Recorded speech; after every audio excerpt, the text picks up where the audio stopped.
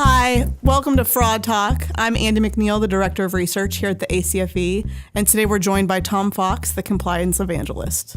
Welcome, Tom. We're really excited to have you here on the podcast. We appreciate you joining us.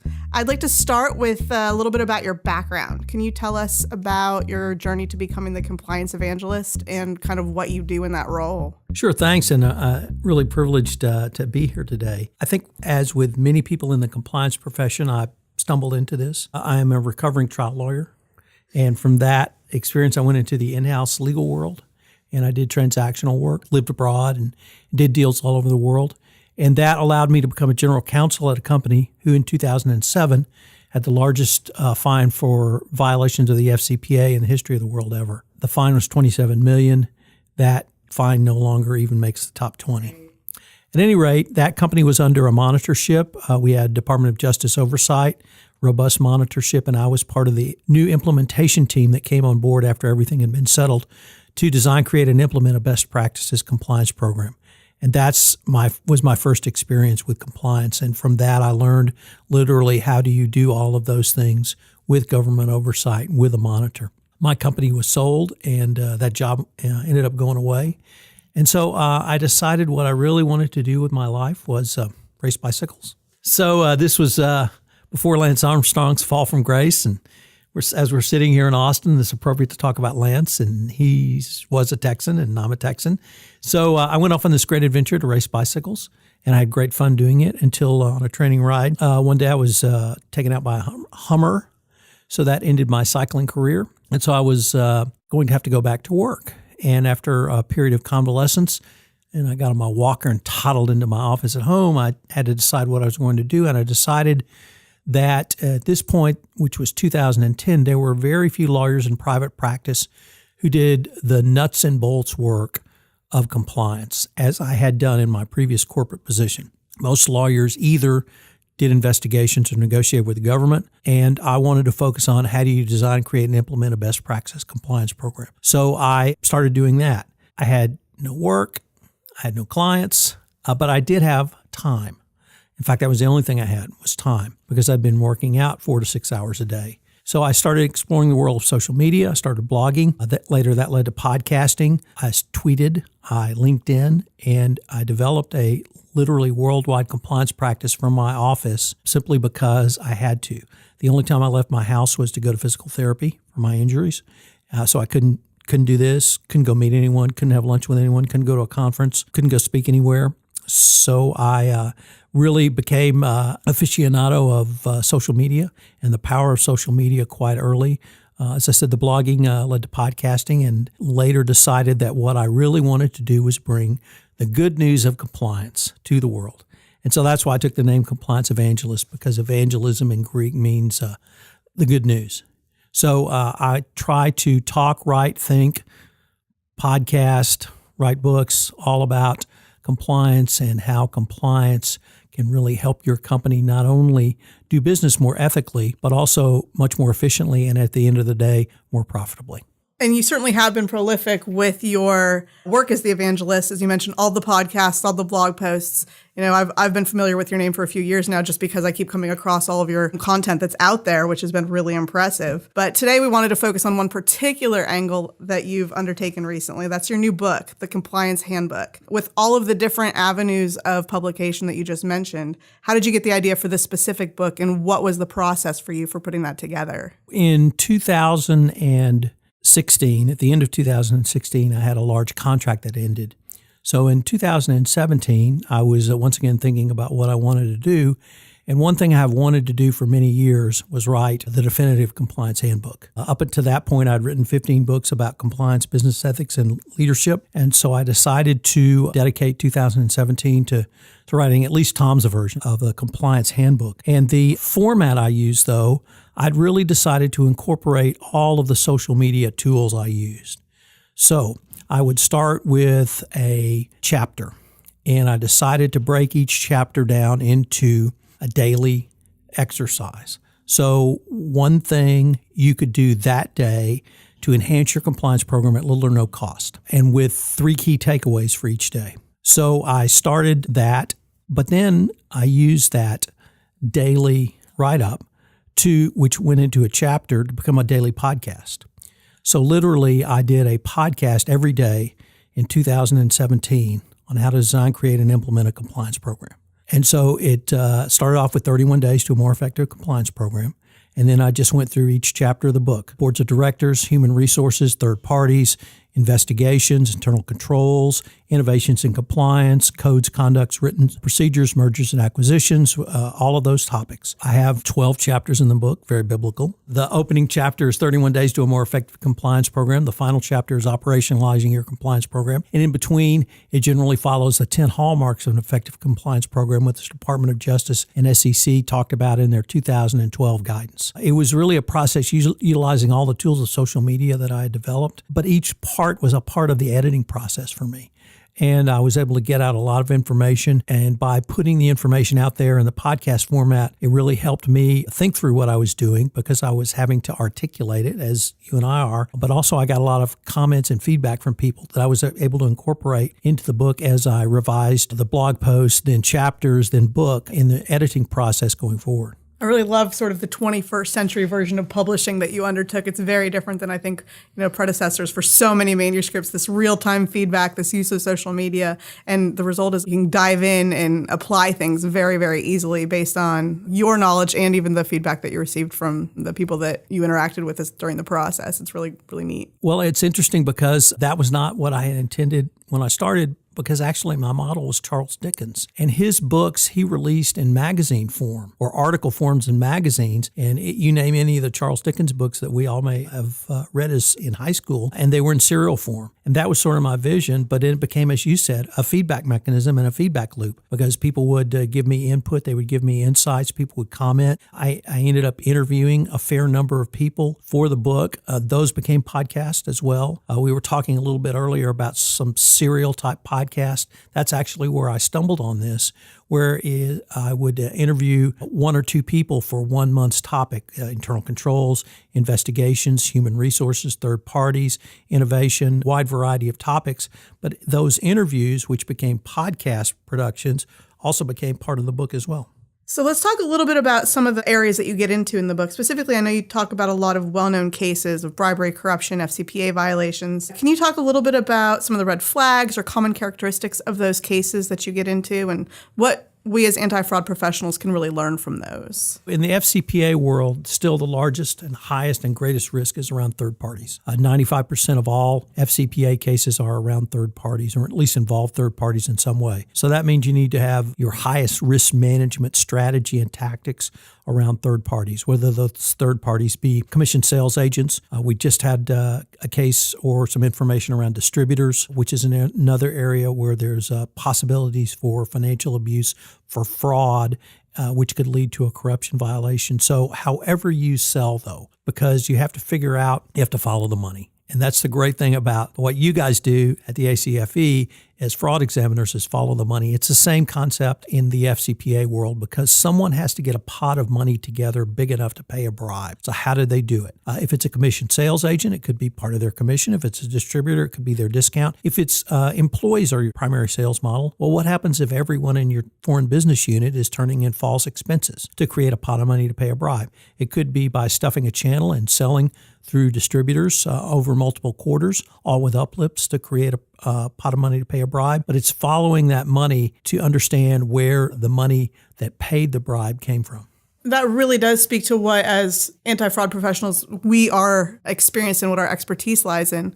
Can you talk a little bit about what people outside of our area of expertise can do? HR, for example, or maybe board of directors. What's their role in fighting these types of schemes? Sure. It's really interesting that you phrase it that way in terms of what are the role of other corporate disciplines or parts of an organization, such as a board of directors, to fight fraud. How about if I flip that to say, how do you operationalize compliance? You operationalize compliance by pushing it down to as close as you can to the front lines. So, for instance, HR is a perfect example. How can HR help you fight fraud or be more compliant? Doing the things HR already does.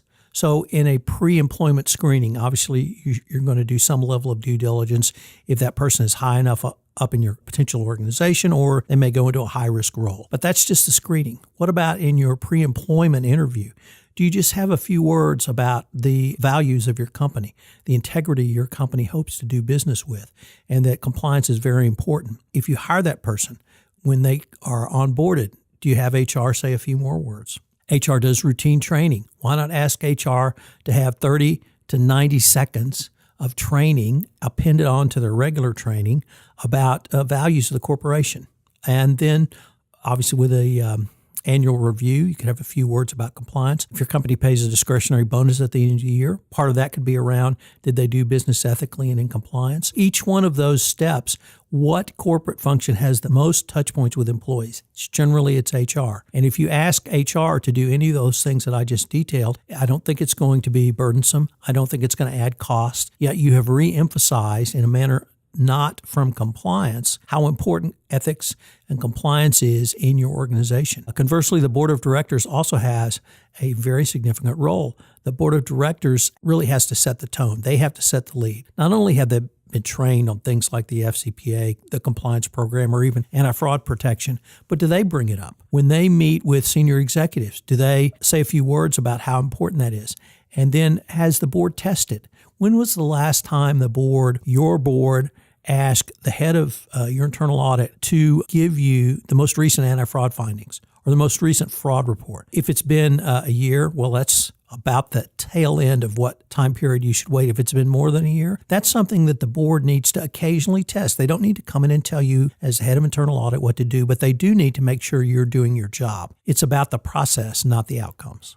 So taking that process perspective, it sounds like you're advocating a really integrated approach, right? With the HR integrating little bits of ethics and compliance into all of their existing processes and touch points with the staff, as opposed to a dedicated, here's how we're doing anti-corruption training or FCPA training or compliance training. We want to make sure that that touch point on ethical values of the organization are integrated throughout all of their processes. Is that something that you're seeing more organizations do? Or is it something that you just see as a best practice that you're hopeful more organizations will adopt? So I certainly see this as a best practice, but in places like the FCPA world, it's actually much easier now because the regulators have said that's what you should do.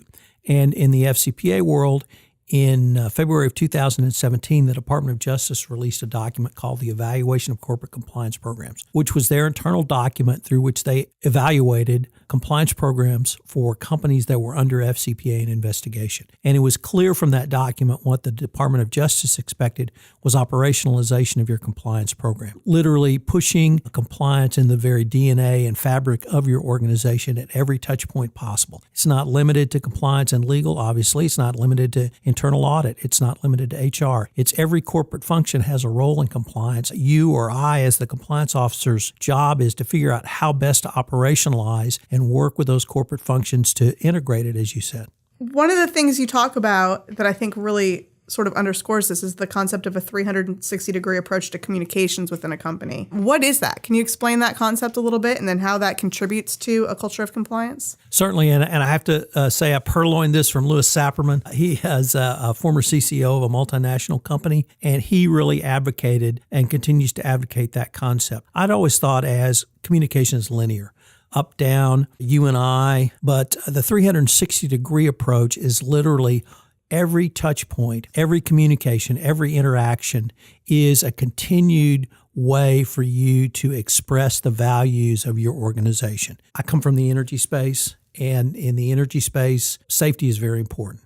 Every meeting is led with a safety moment. The board of directors leads with safety moments, down to if 3 people get together, you have to have a safety moment. That's just the rules. And it's designed to get people to think about safety. You can do that with values. You can do that with ethics. You can do that with integrity. You can do that with compliance. So you can have your senior leadership say just a few words about that. But a 360-degree way of communication allows you to model your values as well. Did you spend too much on an expense account dinner? Did you not turn in appropriate receipts? Did you do all of the things that you were supposed to? The best example I personally ever observed was in my last corporate position, the CEO and I were in China to negotiate a deal. And on the way back to the airport, when we were leaving the country, we got pulled over by the police. And it was pretty clear to me they wanted some cash. They couldn't speak English. Our driver couldn't speak English, and we couldn't speak Chinese. He was adamant. He said, we're not paying. We are not paying a cent. Now, no one pulled a gun on us. No one threatened us. No one made a move that I interpreted as a physical threat, that my safety was in danger. And he said, we're going to sit here. And literally, we sat there for 2 hours on the side of the road till they let us go. It was a very powerful example, but he just said, I don't know if it was because we were under a deferred prosecution agreement. I don't know if it was because he was so mad that it happened. I don't know if he just said, these are our values and we're going to stick to our guns. But it was a very powerful message. And those sorts of things are modeling compliance, values, and ethics. But the last thing about the 360-degree view is I had hoped and thought that if you created a culture, a speak-up culture where people were not afraid to raise questions or raise their hand and raise issues. And then, of course, we had Me Too, which I thought really drove that message home. But a 360-degree view of communications allows literally communications at all times. And it fosters a culture where people, they don't even view it as raising their hand. They view it as just having ongoing communication with a compliance officer, with a senior executive, or with a superior. And it really adds to and leads to a more efficient and well-run organization because you're having constant feedback. And when you can have that because you've created an environment where people are not willing to raise their hand, they're willing to just say, I think we can do it this way. I think we can do it better. Or we've got a problem I don't understand. When you can create that sort of culture, I think that's when people really respond. It's probably a lot less of a proactive decision for people to raise their hand in that type of environment if they're already used to having those, what in some organizations might be considered a tough conversation. It's just an ongoing dialogue. I can see that being really powerful and sort of emphasizing that culture. Communication is a huge component. Another one that we talk about a lot here at the ACFE, and I know in the ethics and compliance space as well, is training and raising awareness among staff. And the question we often get asked is, well, at the end of the day, can you actually teach ethics? Is that something that's possible? You know, we talk about what you're doing internally to help create that culture, but what if you've got somebody that's on the fence? Is that something that you can actually train somebody in? What's your take on that? It's interesting that you would phrase it that way. And I guess my first response would be there are always going to be people who unfortunately are going to cheat on their expense account. They're going to do business unethically. They're going to see perverse incentives in their compensation, which would drive them to make decisions which could well be illegal conduct. There's a part of every compliance program, or there are three parts rather, prevent, detect, and remediate. And sometimes you need that detect. And that's where people in internal audit, that's where a speak-up culture can step in and detect that sort of behavior, because having those detect mechanisms, having internal controls that will pick that up, can often get that person to stop and think, well, even if I did it, am I going to get caught? There's that part of it, which is a robust detect component as well. But by having the continuing conversations around our values, around ethics, around integrity, and driving home that, overlaid with some of the other things we've talked about, which is hopefully we'll hire people that will engage in ethical behavior and ethical decision making. That's all part of it as well. So it's all integrated together. And if you really move on all of these fronts forward, I think you can do business more ethically. And if I can just throw in something that I learned from the most recent report to the nations, because I had really not fully appreciated that the red flags or indicia of someone who would engage in bribery and corruption are this, I don't want to say standard, but routine red flags that you guys see in fraud. And so that is something we do not talk about at all in the anti-corruption world. We don't talk about individual employees' red flags. And so those sorts of behaviors, I hope I'm going to certainly try to talk about those and hope I can get your people to talk to my people about that so that they may understand there's another level of not necessarily risk, but certainly conditions which might exist that they were not aware of. Absolutely. I think that human element where you can have those behavioral indicators certainly can inform a lot of pieces of different compliance and ethics programs. And understanding you're not necessarily profiling, but just the regular awareness as you're building these programs of that human side of what fraud and corruption and these types of violations can look like can be really, really helpful, I think. Right. If you have a new Jaguar, I hope you got a big bonus at the end of the year. Something to keep an eye out for. Yes. So my final question for you today is kind of what do you see as the compliance evangelist on the horizon for corporate compliance and ethics? Where are you seeing organizations targeting their initiatives and resources, and where do you see this area going? I see this area going, it may be similar to what you guys are seeing, but it's technology enabled. That the technology we have now, it enables compliance officers, it enables internal auditors, it enables financial people, it enables the legal department to access the information that's within their company. And one of the greatest difficulties I saw starting literally in 2007 was everything was siloed. The information's there, the data's there. For the compliance officer, and I say this as one who came from a general counsel position, so I'm a lawyer by training. I'm not a numbers guy. I'm not an analytics guy. You can give me all the analytics, and I might or might not be able to interpret them. So the being able to interpret those numbers, but to look at things in a much more holistic approach. I have one colleague who described it as seeing patterns in raked leaves. But it's artificial intelligence. It is algorithms. There are some fabulous new tools that allow compliance officers or others to cut through the various silos to see those patterns. And what may appear as a series of not unfortunate events, but disparate events, they might have a pattern. I challenge a compliance officer, do you have visibility into each step in your sales cycle? And they say, well, of course we do. I said, okay, let's start with your marketing. Do you have visibility into marketing spend? Do you have visibility into gift entertainment and travel spend? Let's just say it's an RFQ, or a request for quote comes from a state-owned enterprise, such as a national oil company, or from a foreign government. Do you have visibility into the response to that RFP? Well, why would we? Well, it's because it's all part of the sales process. Then after a RFP is returned, do you have process into the negotiating process for the compensation rates? If you don't, does your company have a process for review of discounts given to customers? The higher the discount, the higher it should go up. Do you have a contract management system? Do you have visibility into the contract management system? After the contract's signed, do you have visibility into any rebates that suddenly appear? And then do you have visibility into GTE spend on corporate clients, whether they be employees of state-owned enterprises or foreign officials? Do you have visibility into their travel that you may bring them to the United States for viewing? Each one of those points is a part of, or could be a part of, a bribe or corruption under the FCPA, and compliance may have insight or oversight into GTE spend, but they generally don't have oversight into contract discounting. I was going to ask, how often do you get a yes to all of those different areas from a single company? It would be probably pretty impressive if you did. But all of those points I've just discussed are embedded somewhere in the company's data. That's where I see artificial intelligence, but it has to be overlaid with a human component. It doesn't matter how much analysis you give and deliver a report, you have to have someone to look and interpret that. And so the people who do internal audits, their jobs are going to be, I think, more efficient, and the same with compliance. Professionals are not going away. We'll just be able to access more information, and that's what's going to lead to greater business efficiency, because all of those points I named are incredibly inefficient if you can't see where they are all moving, which is to make a sale. And so the best example I can point you to is Microsoft did an analysis of their GTE spend for their government contracts. And what they were trying to do was find a range that people spent on potential customers that either led or didn't lead to a sale. So that when a point was reached, it became clear from the data that a sale was not going to be closed and they can move on to the next one.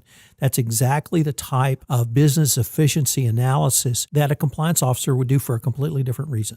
So when you can marry those two together, I think that is what is going to drive compliance going forward, because that's a type of analysis that makes companies run more efficiently and at the end of the day more profitably.